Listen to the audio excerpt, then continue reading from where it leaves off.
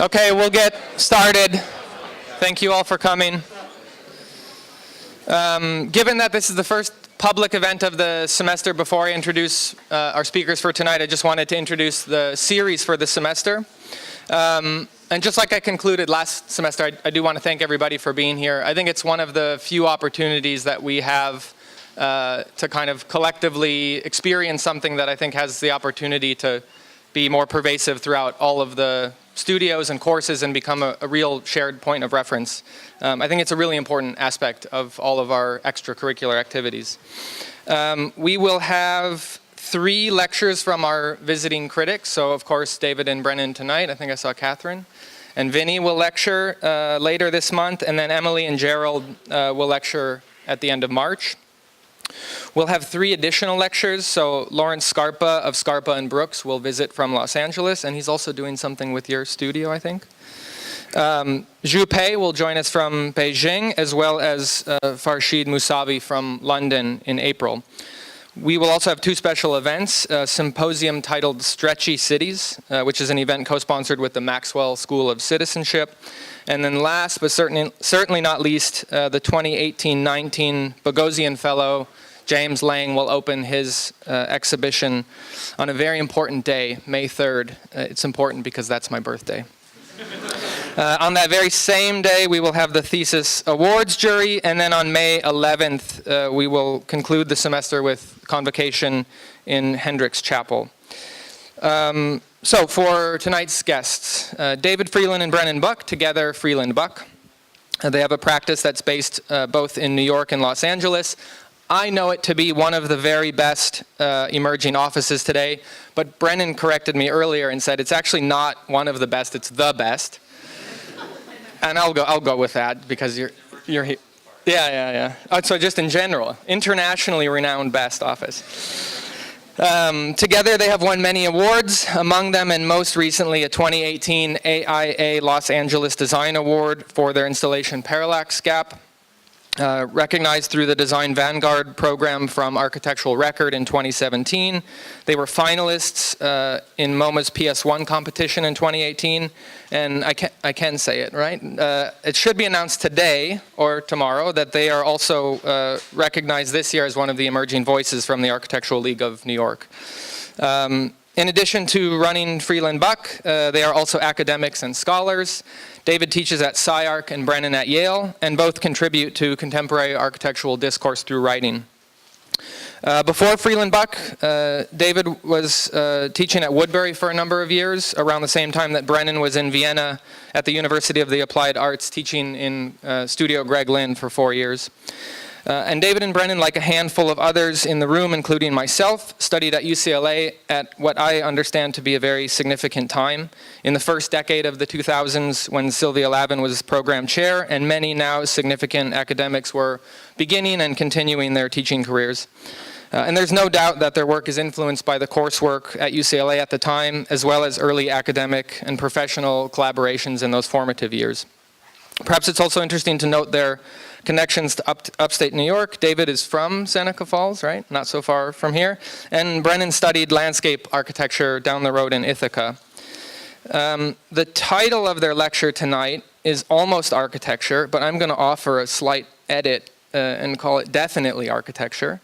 The change is motivated by the persistence that Brennan and David's practice exhibits regarding its ability to make meaningful contributions to the built environment through building, in many different contexts, with a variety of visual effects and material qualities, and at many different scales. If you visit their website, you will see that their efforts are organized into 2 categories, projects and speculations. Speculations sits beneath projects, literally on the website, but I also think figuratively within their work. Within speculations, you'll find a collection of curiosities, drawing objects, projections, order, plaids, extrusions, interference, stacks, and vectors. For example, a speculation such as plaids becomes the conceptual support structure for multiple unbuilt works, competition entries, and other studies, and ultimately matures into a robust formal and spatial provocation that is quite legible in aspects of built works, such as the ceiling of a restaurant that was built in Kuwait City, or the overall formal disposition of their recently constructed second house. Collectively, the body of work exhibits a remarkable level of patience and skill regarding the development of concepts through a range of both built and unbuilt works. And despite the commendable level of success they've achieved, I'm certain that the best is yet to come. Although if you're already the best, I don't know how that works out. As is always the case after the lecture, Brennan and David will take a few questions after the talk. After that, some of us will probably eat catfish tacos. Please help me welcome Brennan and David.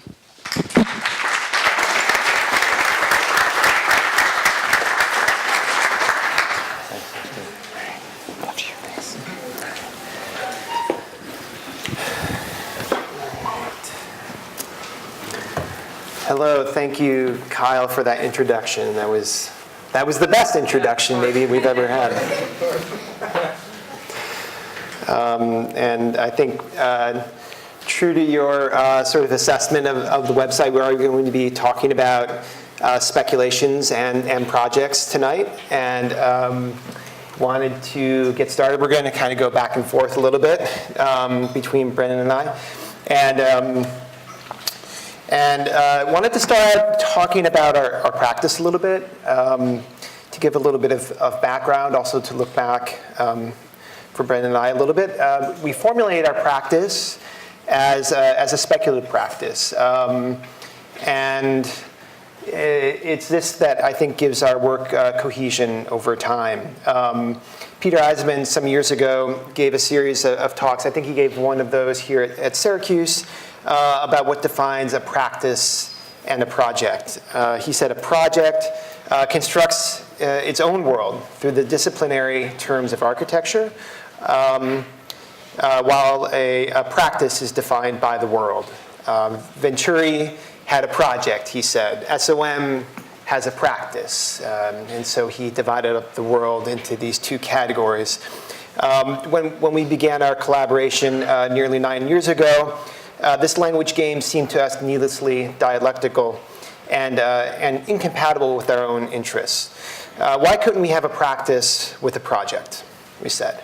Our collaboration was a reaction at that time to, and continues to be, to the unstable and uncertain conditions in the world, the breakdown of meta-narratives in favor of the bespoke, the customized playlist, and the bedazzled iPhone case. It occurred to us that we were moving towards a lack of cultural cohesion in this way. I kind of focused on the individual. And in the face of this, as a practice, we were interested in a speculative direction that struggled for new forms of order, new kinds of connection and coherence through our work and our practice. That is to say, we have tried to develop an overarching project that guides our work, but one that is responsive and can incorporate new ideas and changing circumstances. If there is a kind of reference point for us, I would say that that would be in the work of Dan Graham's pavilion projects. We were skeptical of the distance suggested by the critical project. We felt meaning cannot be fixed in the design process, but rather it should be anticipated in the multiple modes of engagement by those who experience it, as in Graham's pavilions, not as some kind of post-occupancy assessment, let's say in professional terms, but based on empirical observations and perceptual study. Our interest has been to make speculations and experiments that open up new meaning for different audiences. For us, the familiar, easy reference fails to do the hard work that is needed to grapple with new modes of visuality. And so picture here one of Dan Graham's pavilions. His series of these from the late 1970s were interested to bring attention to the intersubjective and psychological effects of new materials in the built environment. The then common use of mirror glass in cities, in his mind, were creating a new kind of surveillance culture. And the pavilions brought together geometry and reflection to create a network of spaces with differing degrees of privacy and extension. Beyond this specific interest, we were also inspired by the pavilion as a medium for speculation, given that this was a frequent commission opportunity early in our practice. of his work, Dan Graham has famously said, "I don't do pavilions," insisting that this is simply an easy category for museums and gallerists to place work that is at the scale of a small building, what Graham called almost architecture. So we're going to talk about a series of these almost architecture projects, different speculations that have motivated our practice, and then connect them with forms of larger built work. So one of the central ideas that I think directs our work is that the different mediums or formats that we work in all have the same status. So we make drawings, we make images, we make structures and installations, and then we make buildings, and any one of those categories could be the end result of a project. And we're particularly interested in how those categories overlap and interfere. So I want to start by talking about a series of drawings that have image-like qualities and led us to a series of structures that have that resemble drawings. So the object perspective drawing series was where we first started getting interested in constructed perspective. And linear perspectives like this one are constructed around 2 points. The vanishing point, the infinitesimally small point where the space of the drawing converges, and then the viewpoint, the assumed position of the viewing subject. And in this case, a symmetrical linear perspective, those 2 points are at the same position as indicated. So the inherent abstraction of those 2 points means that, number one, and this is kind of well-trod territory, but perspective is very abstract from our visual experience. It's not so similar in a lot of ways. It privileges a singular dominant viewpoint, and it also has become a diagram of power of the viewing subject over the visual field, the subject over the object.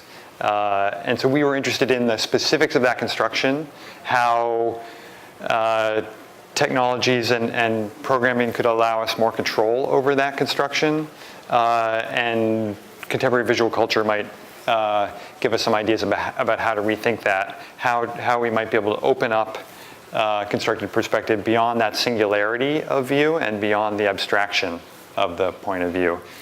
So we started looking at not a set of drawings, but a set of photographs. And this is the audience series. These are 2 photographs from the audience series, a set of photographs by Thomas Struth. He took them in 2004 and 5. He's a German photographer really interested in the museum as a social setting, the kinds of social interactions that museum goers have with each other and interactions that they have with art. So he's taken a whole series of photographs in museums, often behind the spectators, often from the back of the room or the center of the room, looking at them, looking at the art. But after a few of these series, he started to be interested in the other view, the view from the point of view of the art.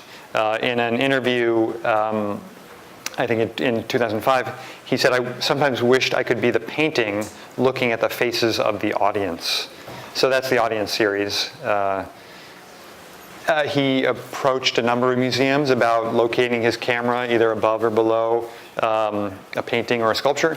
And at the Galleria dell'Accademia in Florence, he was able to agree with the museum to locate his camera at the foot of the Michelangelo's David sculpture, so this famous sculpture.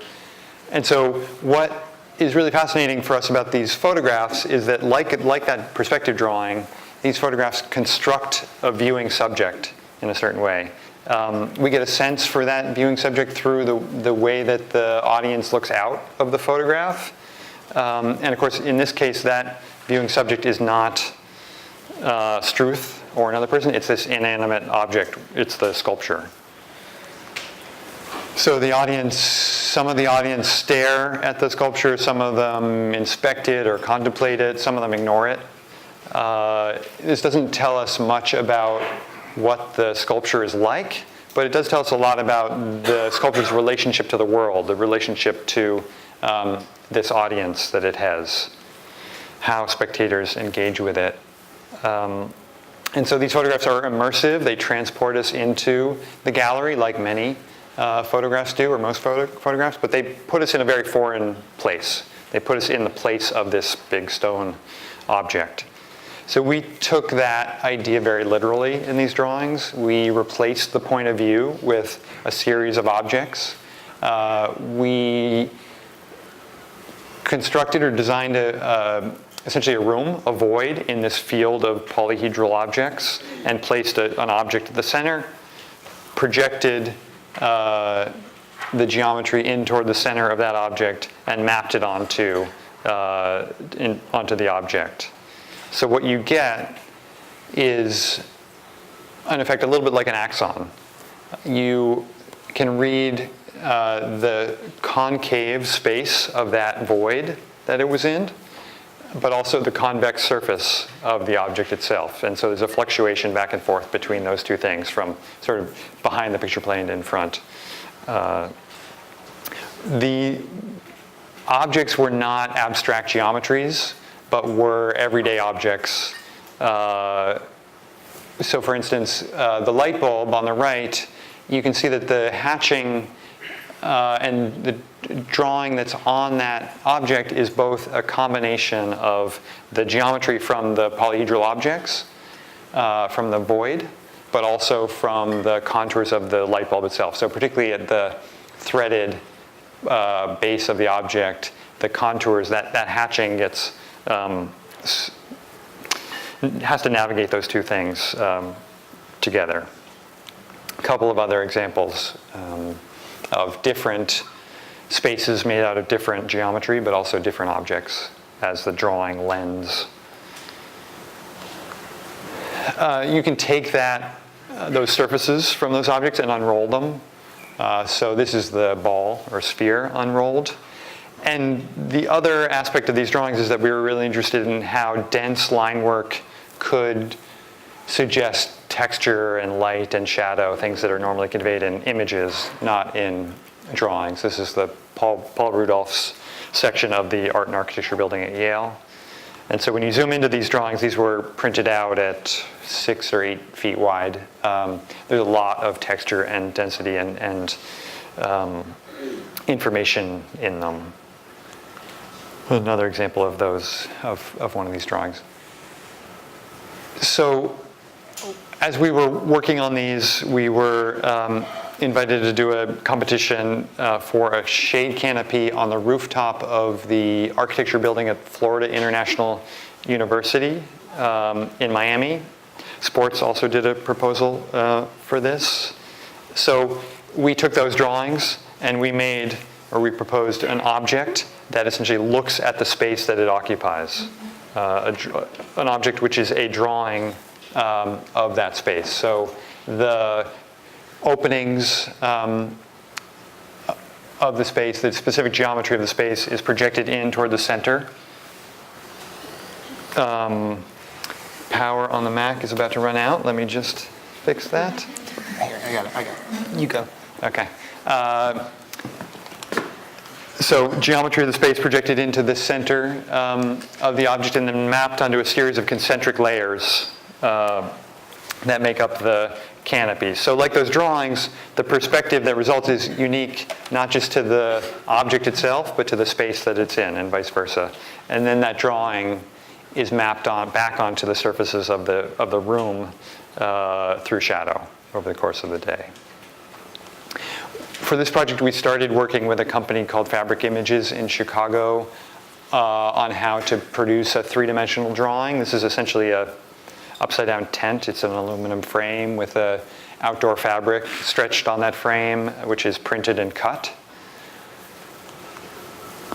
And one of the things that we were interested in here when we take the drawing and produce an object from it is the simultaneous physicality and abstraction of this canopy. So it is both a set of fabric surfaces, but it's also a set of lines, a set of abstract elements in space.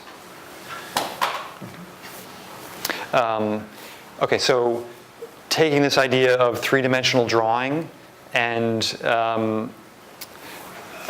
that led us to an interest that we've had for a while in trompe-l'oeil and architectural illusion from the Baroque era. This is constructed perspective with another layer of constructive geometry based on a point, a third point. So if I was talking about the vanishing point and the point of view, those are both in the space of the drawing. This third point is out in the room. It's the station point as developed by Andrea Pozzo, who really concretized this technique. And so what he would do, this drawing is from his treatise, he would take a grid, which was the picture plane, a light source at the O point there, and project that grid up onto the curved surface of the vault, and thus be able to paint a flat painting onto a curved surface. This essentially leaves illusion and trompe-l'oeil in the same predicament as perspective, reliant on that one point.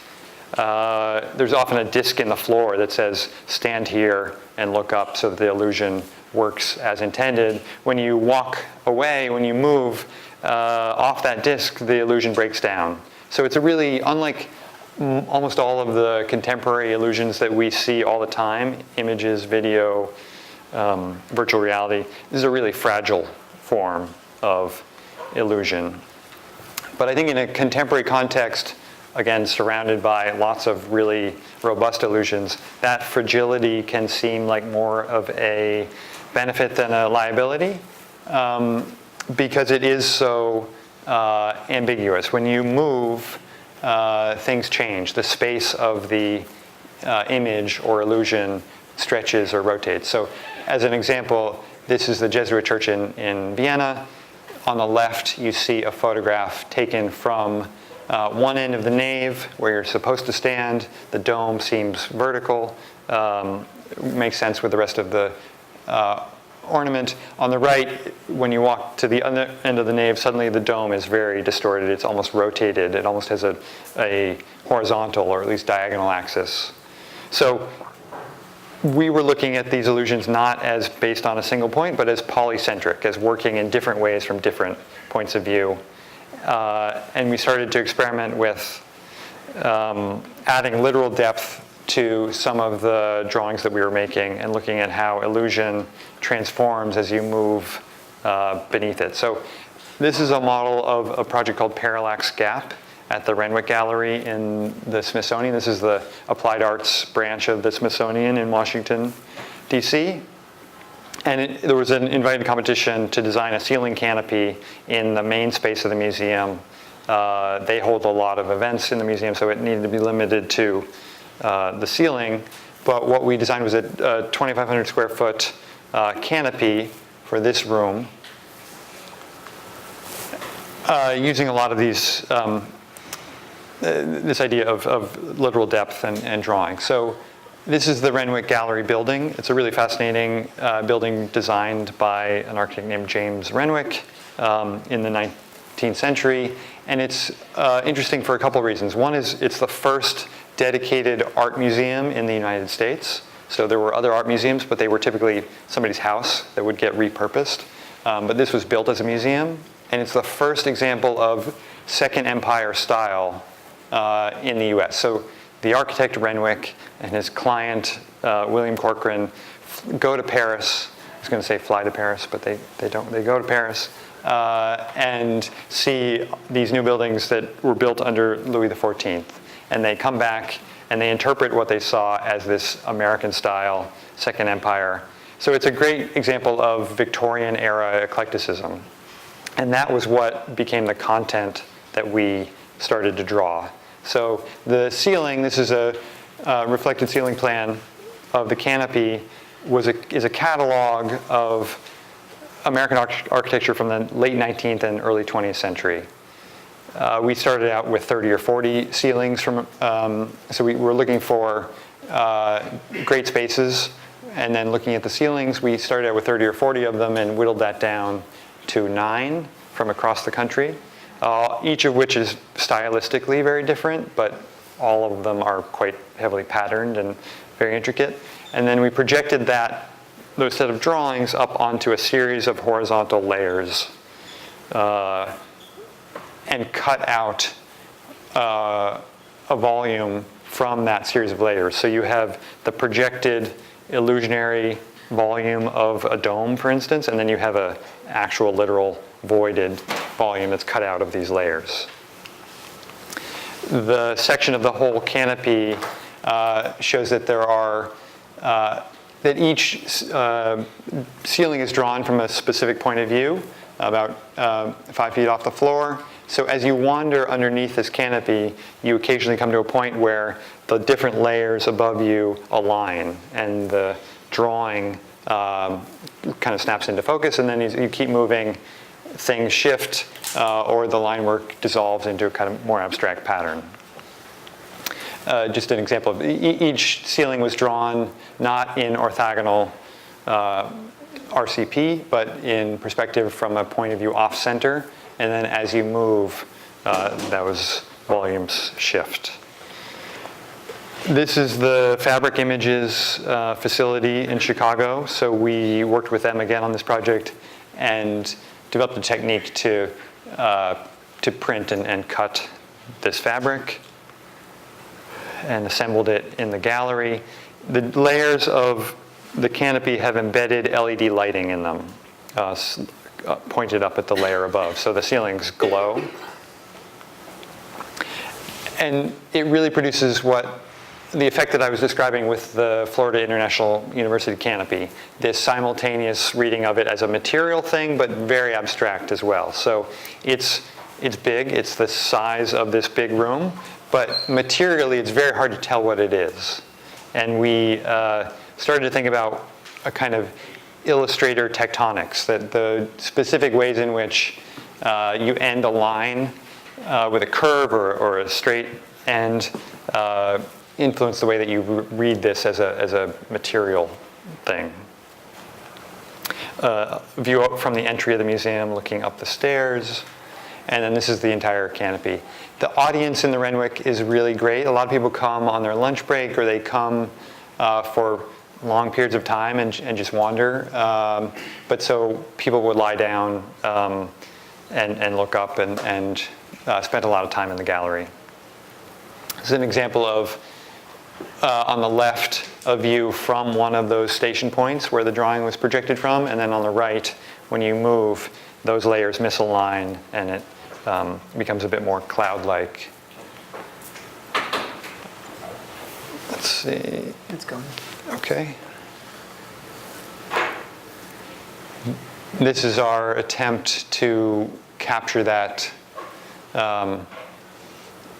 the effect as you move underneath it. Pushing a cameraman on a wheelchair was the best that we could come up with.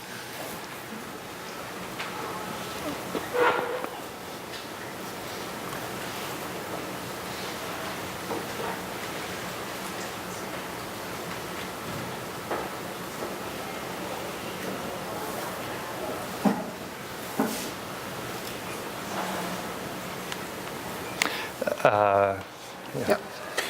I get the clicker. Okay. So not long after beginning Parallax Gap, we were invited by the Van Allen Institute in New York to submit a proposal for a temporary pavilion at Christmas time during the holidays. The primary function was to attract attention, produce effect and delight during the Christmas holiday season. And building on the FIU competition entry, that canopy, as well as Parallax Gap, we were interested to consider how drawing may become volumetric, not just a kind of flat plane, folding the picture plane in relation to the viewpoint and to context around it. The site for this was the area right out in front of the Flatiron Building. So this is a Flatiron Building, that kind of prow as Broadway cuts through on the oblique. And in relation to perspective, the Flatiron Building is pretty interesting. It was completed the year after the release of the first mass market camera by Kodak. And the dissemination of photographs of the building, looking up at its prow, have helped to create its iconic status. It exists both in reality, but also in representation as an impossibly thin building, folded like an image around the prow of Broadway. Our proposed installation is similarly caught between reality and representation, and is interested to kind of exchange the idea of a single privileged perspective in favor of multiple points of view, or what we might call image plurality, which we can only see more and more of today through formats like Instagram and other kinds of social media. This kind of multiple perspective, multiple ways of seeing was particularly interesting. So in this case, again, working with fabric images, folded images are woven through the structure and capture the flatiron building from many different angles. But from a central point of view, it kind of aligns and begins to make a unified image. The kind of replacing of a single point of view with many different angles condenses what makes the building so visually fascinating, and it further proliferates its image as the subject of and background for countless new photographs. And this idea of kind of making images is something that then became the basis of our proposal for the PS1 courtyard. We were invited last year by MoMA to submit a proposal for the competition. And so we kind of took this idea of image plurality and considered how to extend this into a kind of immersive environment made from imagery. And also building on this idea of audience as well, that there was a kind of audience that we anticipated, obviously, that would come to PS1 to the courtyard for the warm-up events, but also this other audience, the audience that would capture and understand the exhibition through its imaging. And we were interested to look at the parity between these two, in particular the spatial relationships and implications that images could bring, not just to the courtyard, but to the Instagram environment, to create new kinds of spatial conditions. So this is a physical environment that's meant to translate the qualities of digital imagery into physical material through drawings, similar to the Renwick. It's a deep folded canopy, and it's layered with this polychromatic line work that creates shadows that cascade across the courtyard. Matching the three-dimensional canopy are what's on the wall here, 15-foot tall printed views applied to the concrete edges of the courtyard. These images, both spatial on the canopy and flat on the walls, follows this trajectory of images at building scale. Drawing at the scale of a building changes the nature of building materials and challenges the conventions of architectural representation, and in particular, scale. Here also the drawing introduces distance between reference and representation through low fidelity, which would, in our mind, make these drawings more engaging, inviting different kinds of interpretations and legibility. So there are multiple ways to make sense of what you're seeing, and that invites a kind of engagement of visitors.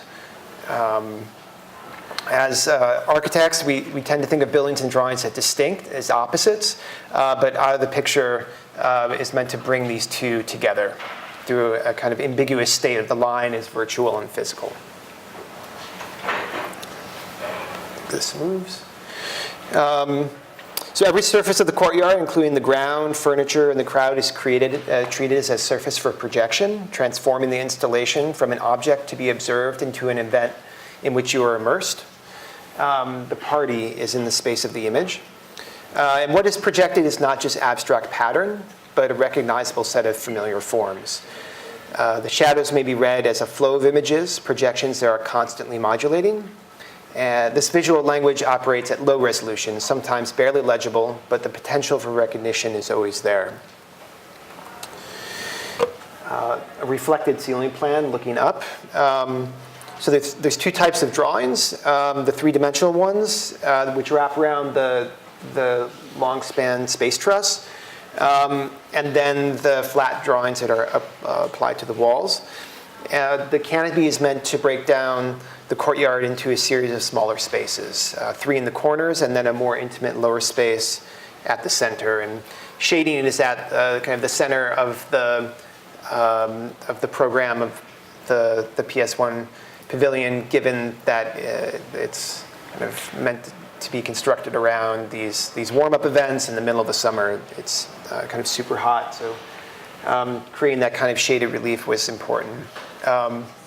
So we were interested in the city as subject. So our proposal brings the streetscape of surrounding Long Island City into the courtyard, literally and scenographically.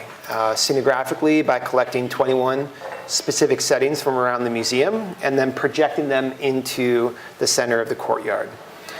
So we've sampled these familiar and distinctive buildings from the residential neighborhood, also from corners that visitors might walk past from the 7 train as they came to the museum.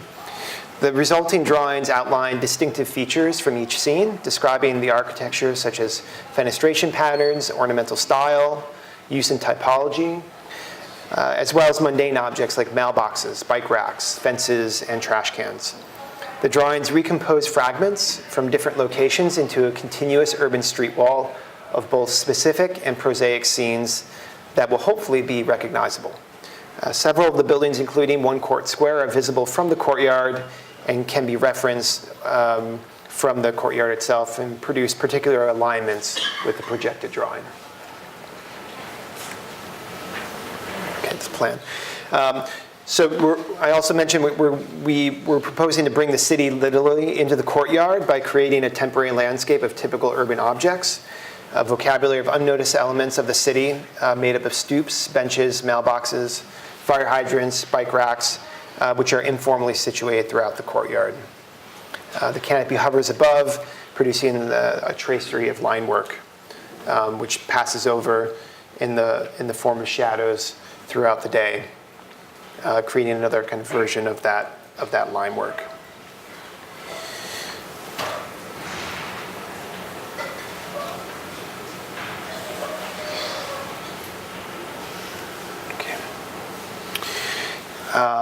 Building on this kind of interest in trompe-l'oeil, or drawings that project out through the picture plane, we were looking at these kind of different models, some of which Brennan was already showing, Andrea Pozzo's examples. The thing that we're kind of interested in here is not just constructed perspective or trompe-l'oeil, but a kind of folding of the picture plane and a projecting of the image through that volume. So views here fold between inside and outside surfaces, while the projection folds at different scales, layering images and spaces together into views with multiple and incongruous scale.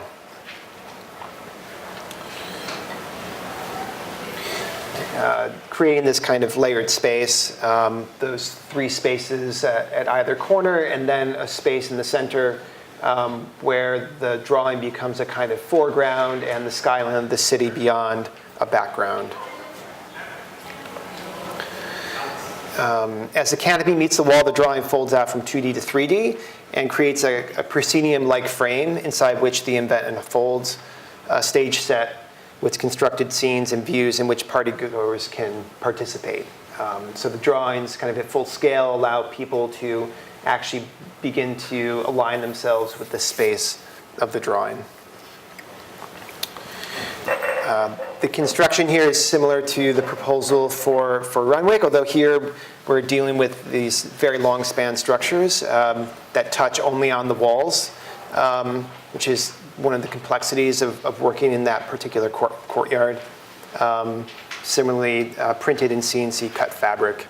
At night, it takes on very different quality through lights mounted inside that again are working with shadows and the event of the party itself. So I think we talked about how speculations are motivating different aspects of the practice. Shifting to a kind of different trajectory now, I wanted to touch on a project that we developed for the Possible Mediums Conference in 2012 and 2013. And it takes this idea of projection away from just a kind of surface project to one which is about volume and projecting images and drawings onto volumes. We were motivated in this project to take on a new kind of medium for architecture exploration, and we found that in the flying contraptions of Alexander Graham Bell. He made these kinds of tetrahedral kites in an effort to create a flying machine through the management of a kind of weight to sail ratio, which through aggregation he was able to multiply in a favorable way. These were kind of absurd constructs, but we thought they were quite architectural in their space frame-like qualities, and sought to combine this sort of space frame with an idea of the image. That initial image showed an eye, which is a painting that we kind of reinterpreted and translated, one of Marilyn Minter's paintings of a highly ornamented and made-up eye. So a very sort of direct interest in kind of perception and optics. We took those images and projected them through these volumes in a kind of reinterpreted kite. And this opened up a kind of interest in the office around projection on volumes and the way that those volumes could begin to transform the image, transform the image as well in relation to where you were in space.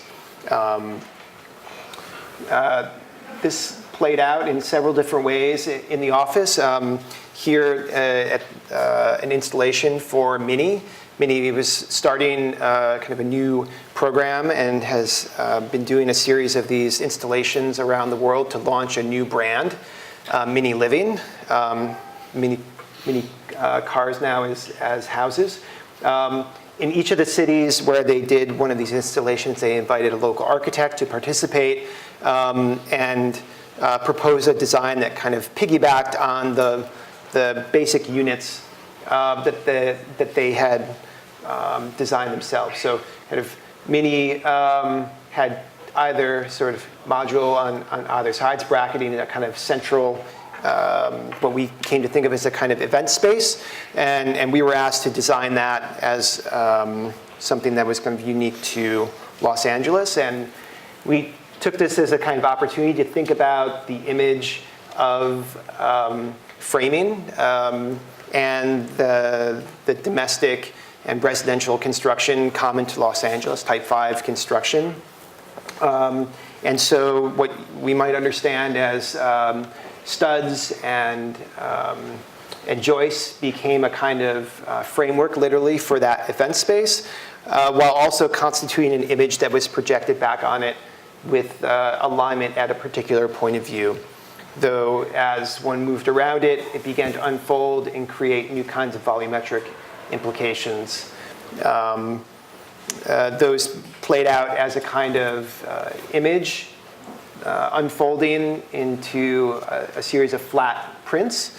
The material that we used for this, again, this is a kind of temporary pavilion with simple printing on polycarbonate, which was a kind of another material innovation that we've been looking at, extending from the printing on fabric that we were just kind of mentioning.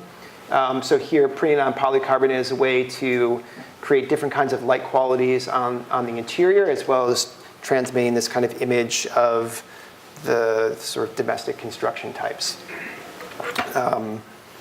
The interior is a combination then of the aluminum framing and the image of the frame itself, which produces this kind of new hatch and kind of interior environment that links the two different sides of the cabin. One side being the bedroom on one side you see here, and then the kitchen on the other, with the space in the middle being kind of straddling the ground between being a kind of residential prototype, but also being an event space for the establishment of Minnie's new identity in this kind of realm of small residential living.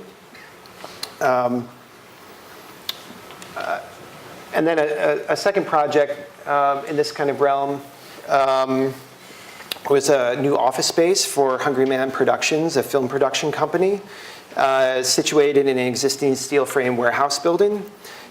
Here the client asked us to rethink the organization of the office and bring a new identity to the space. The project aims to match the lightheartedness of Hungry Man's work. So if anyone just watched the Super Bowl, Hungry Man, they do the funny commercials. That's their thing, that's their identity, and so they were interested in a kind of work environment that extended this kind of lightheartedness, and this sort of play on the cubicle was part of that conversation. So these humble cubicles playfully challenge the regularity of a typical office space. Loosely organized across the large open floor area, the informal arrangement of office spaces creates a diversity of stable and flexible working configurations. Feigning randomness, the cubicles are calibrated to support specific relationships between staff while leaving adjacent breakout spaces open and flexible. They have a kind of a varying size of project teams and number of people there in the office. So this kind of informality allowed them to address these kind of different demands in terms of the project teams themselves, but it also highly calibrated in terms of the kind of a permanent staff that was all clustered around this one sort of open area with breakout spaces around here and kind of a public space around the kitchen. And this was really thought of as a kind of interior street, almost like an urban street down the center of the project. In addition, the cubicle boxes pile up to make visually prominent display and projection areas to take advantage of the generous ceiling height of the warehouse shell. And so there's a series of these boxes which become display boxes, which you'll see, and then that piling is further extended through the drawing out of multiply arrayed cubes, which are projected back onto the office cubicles as full-scale drawings. So we proposed this kind of method of rendering the surfaces of the boxes here through model as kind of dollhouse furniture to suggest the variability and the continued sort of rotation of the boxes with these kinds of CNC milled details. From specific points of view, these articulated surfaces create spatial illusions and create a lively and dynamic work atmosphere. We went through many of these kinds of test mock-ups to look at different molding profiles for different kinds of shade and shadow using line work to create these different kinds of depth. At the corner where panels came together, new totem-like figures were created. An example from one of the office spaces. So each of these boxes has one side kind of open and three sides closed, giving that corner the opportunity to hinge and further rotate through the applied panels. The tops of the offices were open to allow in natural light and to kind of further kind of connect the gridded skylights with the landscape of the office volumes. A kind of final note here on the office space. We also put together an interiors furniture package for desks, couches, and tables throughout the office. Though regrettably, the client chose not to build them due to budget concerns. But rather than photograph the space empty, we decided to design and fabricate our own furniture sets that extended the playful graphic and spatial ambiguity of the boxes. So that the furniture here is actually all paper, half graphic and half real, half photograph and half photoshopped. Questioning the box's utility and destabilizing the images themselves. One thing that was kind of interesting, I mean, it turns out that actually the client was quite perceptive of this. And when we went for a Christmas party later that year, they had asked one of their producers to set up this image mapping. We don't have the sound on, but they were kind of projecting the line work of the box itself back onto the box again, tuned to the sort of the music of the party.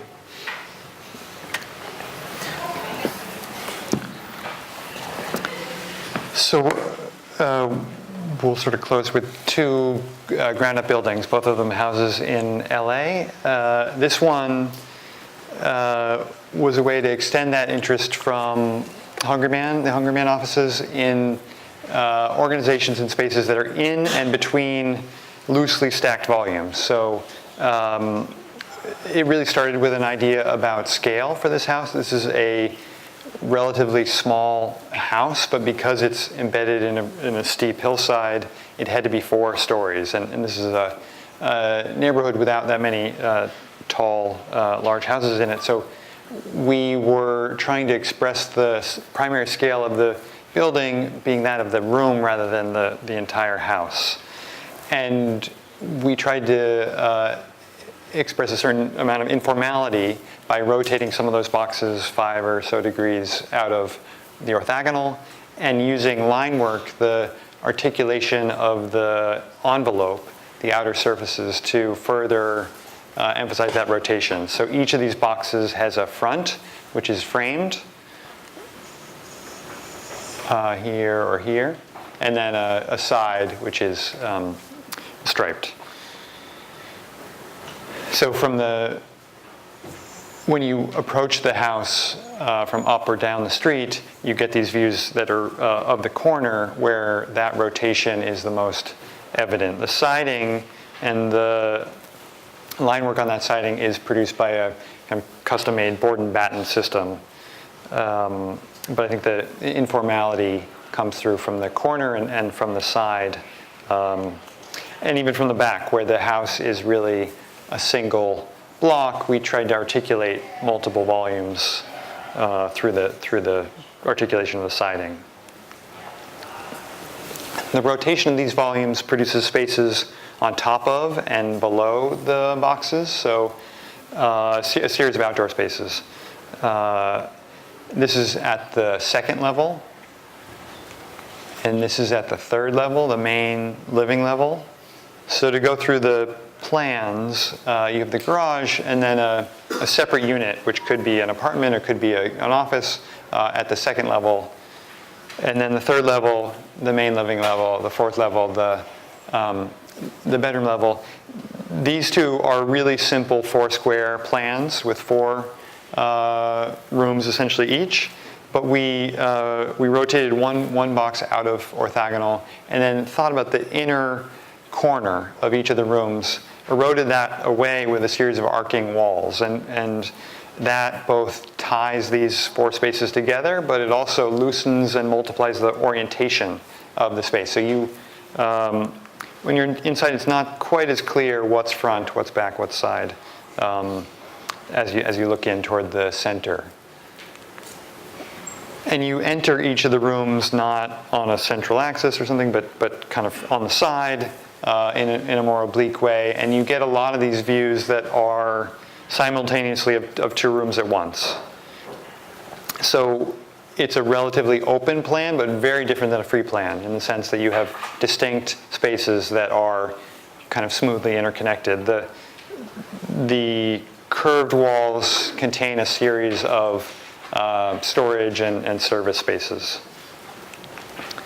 So the Hungry Man offices, this stack house is part of a much longer series of projects that are based on stacking, subdivision, and particularly plaid. Kyle mentioned this, plaid or checkerboard configurations, patterns that alternate between solid and void, inside and out, are 2 very different conditions. We looked at this for a pavilion for the Museum of Contemporary Art in Los Angeles. This is a stack of bundled styrofoam or foam blocks that only touch at the corner, so it's a very loose, porous structure. The section and reflected ceiling plan of that. The interior is a very porous set of pyramidal forms that come in, filtering light and particularly sound. This was intended to provide a sound respite from the rest of the museum. We extended this to building form for this proposal for a museum in Istanbul, where again you have cellular spaces, not blocks, but rooms with voids in between. So we were looking for, through studies of pattern, looking for non-orthogonal arrangements of alternating solid or void.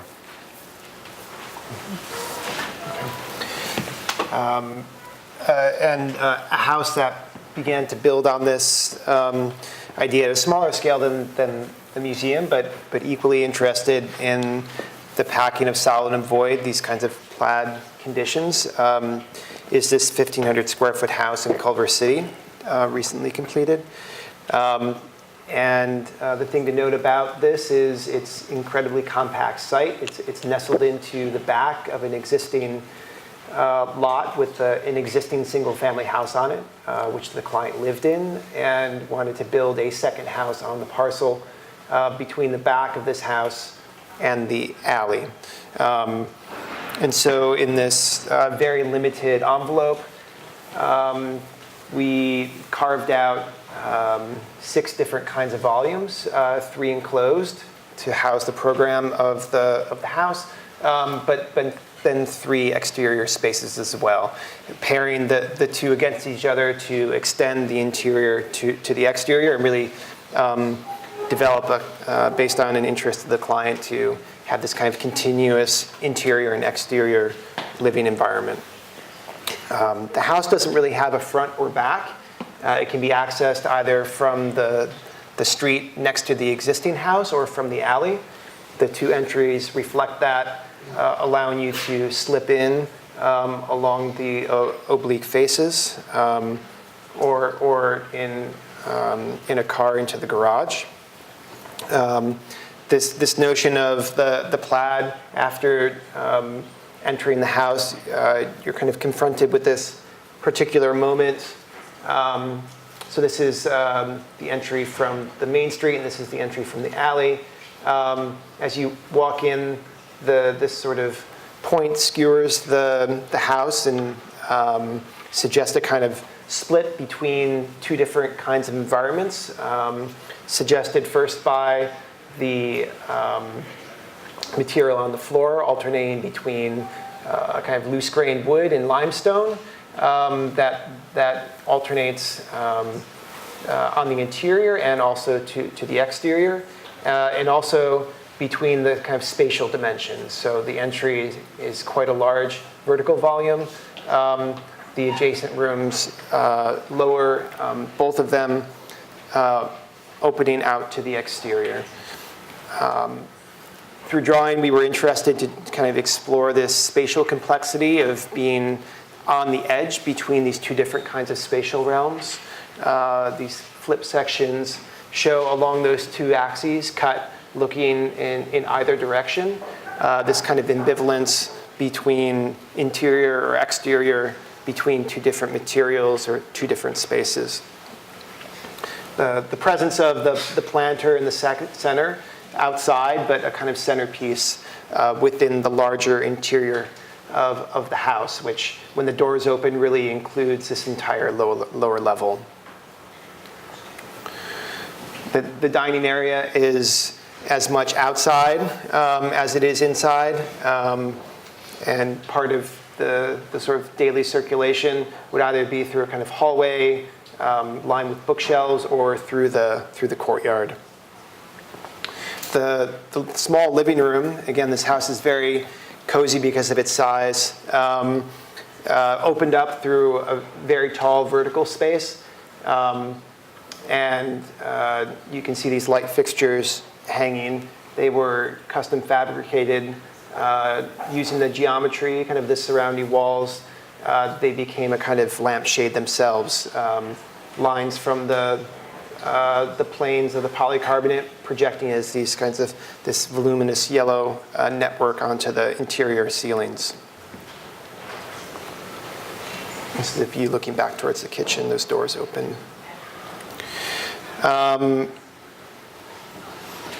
Go to this one first. So this is looking the other way from the entry. Again, that double height space. There's two sets of stairs in the house that access kind of two different living wings. The sort of the generous master suite, which is for the client and his partner, and then a guest suite, which was meant to be kind of separate living quarters, both on the second level. The sort of the generous master living, master suite area looking out to the kind of foothills beyond on this kind of generous terrace. As much as these were three separate volumes, we sought to stitch them back together to make them a kind of whole through the patterning of the rain screen cement board exterior, which wrapped around corners and gave this a kind of sense of being large-scale monolithic blocks.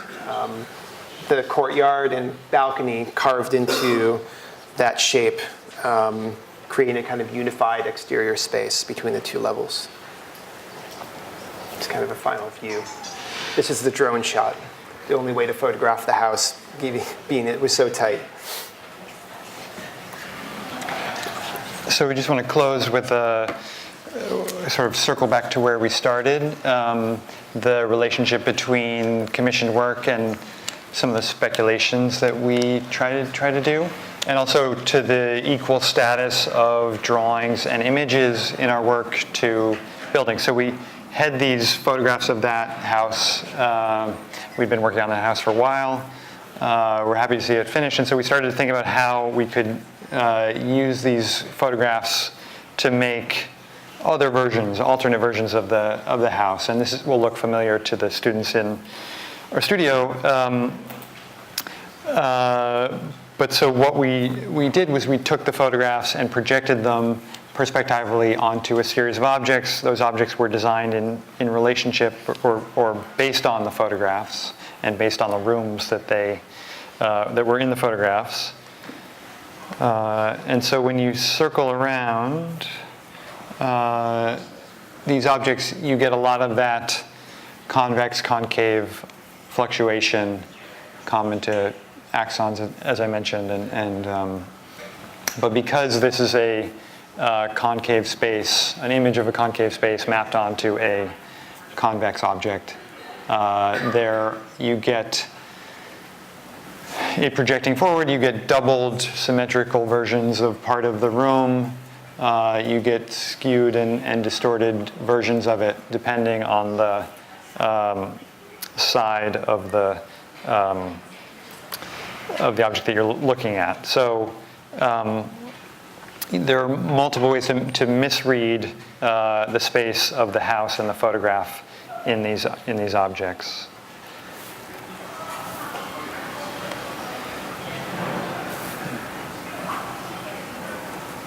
So this is an example of the speculation behind the studio, which is trying to think about image as a verb, as a working method, much as we would think about drawing. So if we design buildings through drawing, often, can we think about image as a way to work toward building?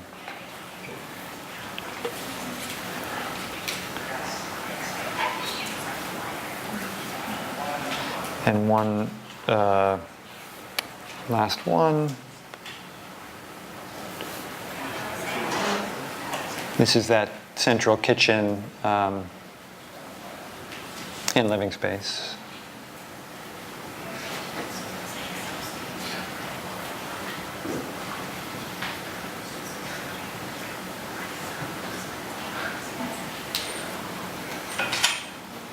So it appears to be rotating to the left, but maybe to the right.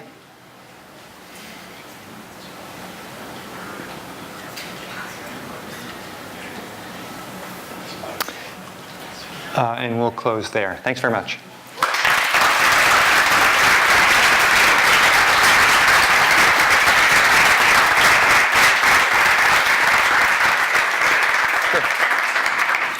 Brennan and David will take questions.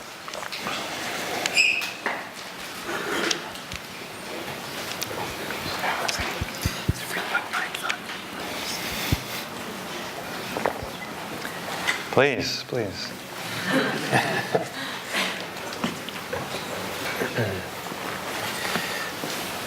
Ted.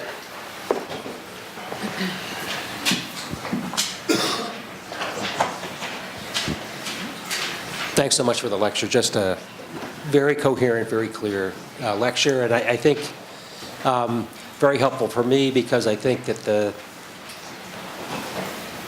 the way you presented it is certainly clearer than the way I see it on the website, not your website, but around. I guess the question I would have when you scale up, and I should also say the work is beautifully detailed in almost all cases, and that's a true compliment and hard to achieve.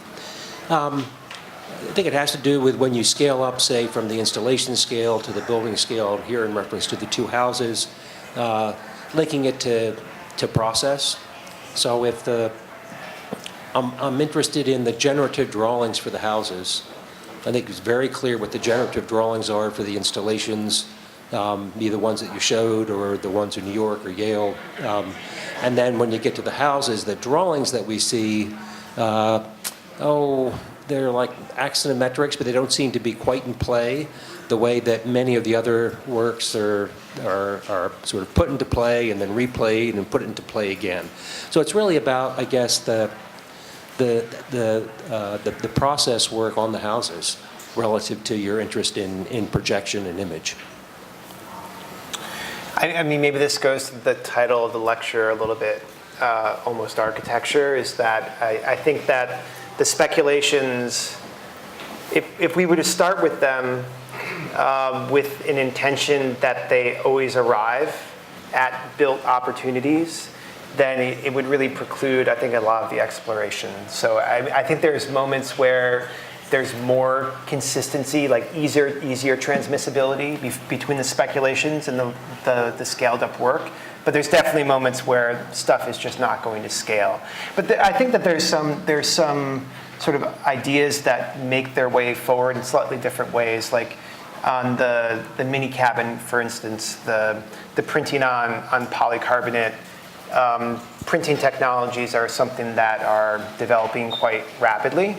And we're looking at implementing those on larger scales. But that's something that we arrived at through, let's say, the drawing work for Renwick and that sort of installation scale. Yeah, I think that briefly the second house that we showed, the second house, was designed in a time when we hadn't quite worked through the projection work, and we were really intensely looking at patterns. So some of those patterns I showed of the Istanbul museum, we were doing a lot of drawings like that, which were very two-dimensional, but which were about incorporating different conditions, let's say, into a single configuration. And so I think that house came out of those drawings. And then those corner elevations of the other house, the stack house, those were cleaned up versions, let's say, of drawings that we did fairly early that really drove that the design of that house to some extent. I think it's an interesting point, though. And I think like the facade at Stackhouse, so that sort of custom patterned facade, that was a custom design made up of just simple stick elements, but cohered to the drawings of that sort of plaid, the corner elevations that you were talking about. Okay, so great lecture. It was really nice to see the work presented in this format. And so my question builds a little bit on what Professor Brown was talking about, where Professor Braun was talking about the relationship between the installation and the building. I'd like to talk a little bit about the relationship between the images, the product, the images again, and then it seems like you guys were trying to set up a kind of cyclical process where the start and end of the built artifact would actually cycle into the beginning of something else. And if I understand correctly, you've got several strains that you're working through. And so my question is more around, do you start to see moments where there is an end to one line of investigation? And is this line of investigation meant to be understood as a kind of project for you? And at what moments are you starting to now see where some of these investigations are merging together into hybrids or other things or new possibilities? Yeah, I think inevitably we pursue an idea for a while and it evolves and changes and maybe it leads to something else, or maybe we just pick up something else that's not so related. I think though there's almost always a seed of something previous in a project. So the mini pavilion is a good example of that. I think we were very much into the study of projection and perspective with that project, but still interested in informal arrangements of simple volumes. And so that project has both, and it's the interrelation of the two maybe that is the strength of that project. Yeah, I mean, we kind of went out of our way to kind of present almost kind of separate speculative strains, although they are certainly linked. But yeah, the projects become much more interwoven, I think, over time. Especially, like, the second house began, I mean, that project started in 2013. So although it can just finished, it has a lot of older ideas there. Thank you for the lecture. You mentioned earlier that this kind of projection can be kind of a fragile illusion, and that there's some fruitfulness in operating on this edge between legibility and more kind of an abstract pattern. Do you think on a site, when you were talking about the Flatiron, I was thinking just kind of the really dense, constant foot traffic through a place like that. Do you think there's any potential in maybe reaching out to, I suppose, the accidental viewer of perhaps someone who's kind of going through the plaza really quickly, maybe on a way to the appointment, and they see like on the oblique or out of the corner of their eye this pavilion, and like maybe a fleeting image that like they don't necessarily have enough time to process because they're not like looking at it directly or even understand that there is a projection upon it. Do you think there's something to be like played with in that? Yeah, I think so. I mean, that was part of the idea of the plurality of images today would be, I think what you're suggesting is that architecture is maybe sometimes observed through distracted attention, and maybe kind of imaged in that way as well, that it's a kind of background. And so I think it would be pretty interesting that maybe we could think about the way architecture can participate as a background as well as a foreground. And your sort of scenario that you're describing would certainly suggest that, yeah. Yeah, I think if we had done that Smithsonian project at the very beginning of our practice, we might have developed some intricate but entirely abstract pattern. And it's the referentiality of it, the content that was appealing to a lot of the audience in the end, even though you kind of get the effect of the abstract, dense, colorful pattern as well. So in some ways that's maybe an evolution in our work and a interest in sort of doing both at once, allowing for the viewer to interpret what they're seeing, but also making it legible enough, and maybe we're still sort of negotiating that balance, but making it legible enough for the architect or the accidental viewer to engage with. We'll give Mark the last question. Before he asks it, I wanted to, there's two things I neglected to say in the introduction. The first is that earlier today, Brennan and David participated in what we're calling practice discussions with a small group of graduating students. It's something that all of the guests that lecture publicly will do prior to that lecture, which is something that we started last year, and it's great. So if you're not a graduating student, it's something to look forward to.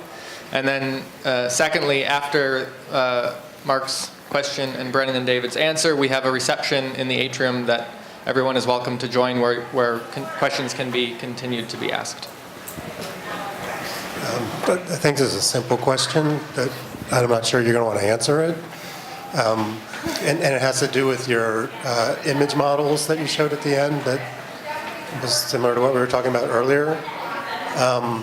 And frankly, I wish half of the lecture was just on that. I think there's plenty there to explain and discuss. But I'm wondering is, to what degree are they driven by technique, and to what degree are they about effect, and on the other hand, to what degree are they systematically approached, and how much of it is just accident? I think it relates to the earlier question. It seems like they're kind of like magic tricks, where a lot of it's sleight of hand, but then also a lot of it's really, really controlled, or maybe it's all controlled. But it seems like a lot of it is probably accidental, and then you're like, okay, we like that worked. Can you talk about that? I mean, this is the first time we've shown them. They're more recent in their development. They're actually a milestone along sort of conversation we've been having about VR and how it might be approached in architecture, not just as a tool for, let's say, Walking the a client representation through a of building real space, yeah. right? That it offers the possibility of working on new spatial dimensions somehow. So I think that there's actually, we can show you a lot. There's a lot that came before these things that was purely in a VR environment. And the problem with the work is that once it's there, you can't get it out in some ways. Like what it captures is hard to make transmissible, even in an environment like this, right? So we were trying to think about, well, what can we take from that sort of endeavor and what we learned there and apply it back onto the work? And that's where this sort of development of the image, an image as a kind of material itself for working with space, it came from, I think. Yeah, I mean, we started with a fairly specific procedure of like tracing over the image and projecting those lines and making the object sort of within that framework so that it would be responding to, and folds of the object would align with folds of the image, and there would be some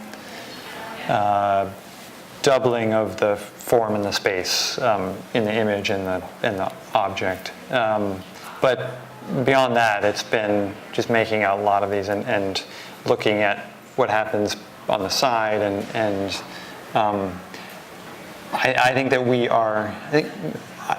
ideally we would be ready to give a 30-minute talk on these at the end of the semester. So, great. Thanks, everybody.